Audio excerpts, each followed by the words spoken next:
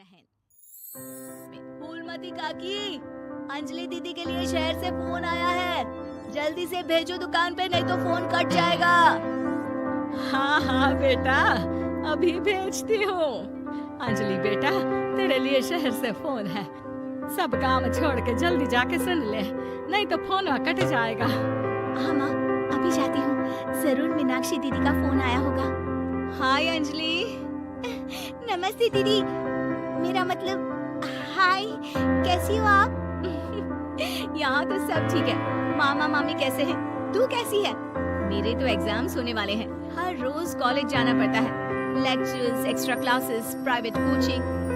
मैं तो इतना थक जाती हूँ, क्या बताऊँ।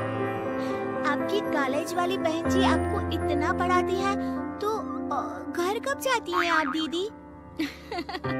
अरे नहीं नहीं, ये सब सिर्फ मेरी प्रोफेसर ही पढ़ाती, मैं अलग से दूसरे टीचर्स के पास भी पढ़ने जाती हूँ। दीदी, फिर तो आप बहुत थक जाती होगी ना, आप ना पैदल मत जाया करो, टांगा ले लिया करो दीदी। नहीं मेरी भोली बहन, ना मैं पैदल जाती हूँ, ना ही यहाँ टांगा मिलता है, मैं बस से जाती हूँ और थोड़ी दूरी के लिए रिक्शा ले लेती हूँ। सच्ची? वहाँ पर टांगे नहीं, बस चलती है? वाह, वो भी हर रोज? हमारे गांव में भी बस आती है, दिन में 2 बार।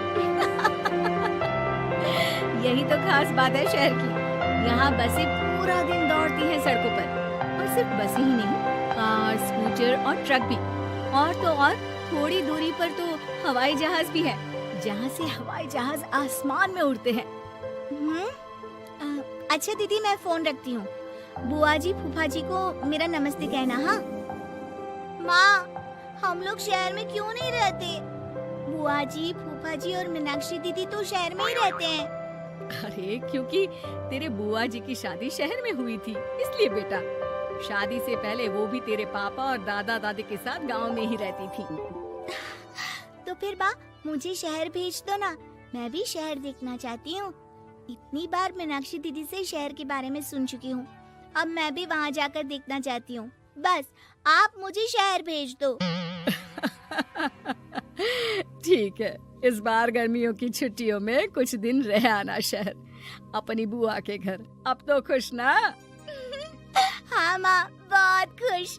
आप देखना, मैं शहर जाके कितने मजे करती हूँ। अंजलि अगले दिन स्कूल जाती है और वहाँ अपने सारे दोस्तों को अपने शहर जाने की बात बताकर चिढ़ाती है। अरे श्रद्धा, शीतल, सरोज, तुम लोग इन गर्मियों की छुट्टियों में कहाँ जा रही हो?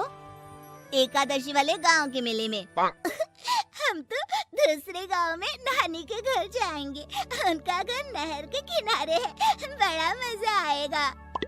हम इस बार कहीं नहीं जा रहे, बल्कि हमारे घर में रहने के लिए मेहमान आएंगे। और तू?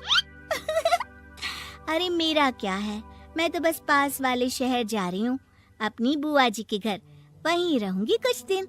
तुम लोग चिंता मत करना, मैं चिट्ठी लिखूंगी तुम सबको वहाँ से।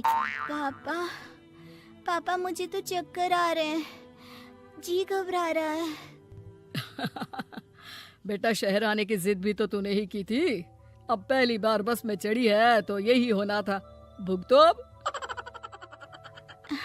अरे मामा जी, अंजलि, आप लोग आने से पहले बता तो देते, मैं लेने आ जाती बस स्टैंड तक।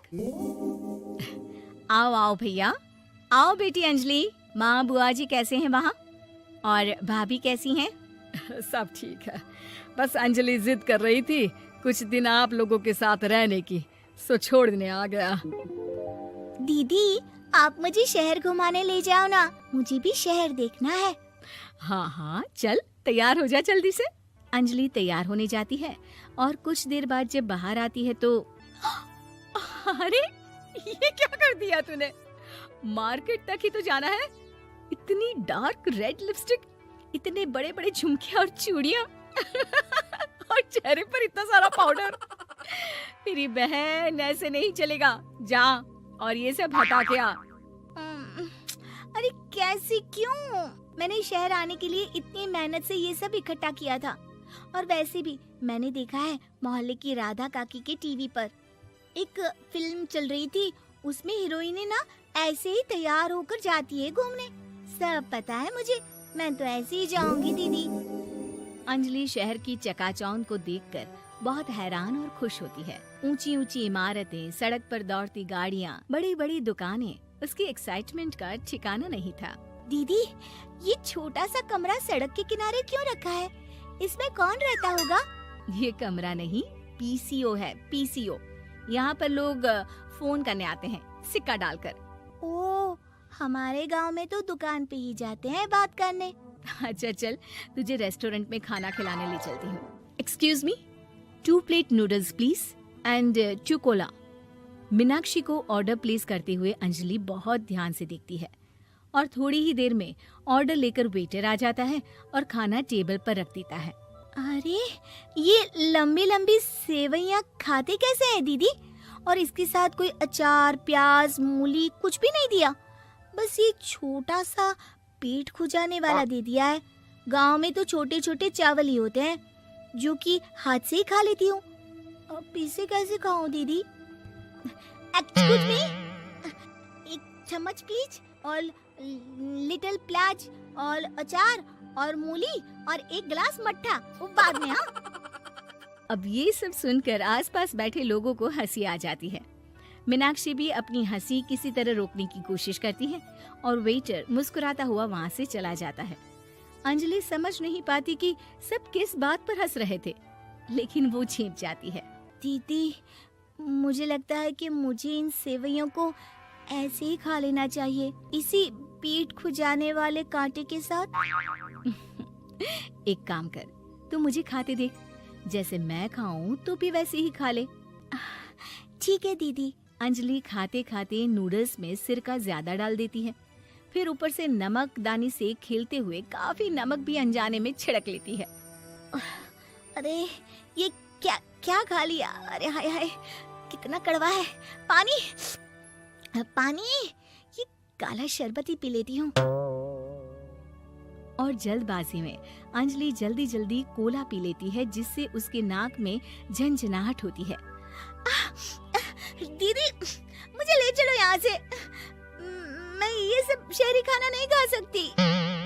अब शर्म के मारे मीनाक्षी अपनी बहन को वापस घर ले जाती है और कहती है कि देख अंजलि, माना कि शहर और गांव एक दूसरे से बहुत अलग है, लेकिन इसका मतलब ये नहीं कि हमेशा शहर ही बेहतर हो और उस वजह से हमें वो सब करना पड़े जो हम नहीं कर सकते।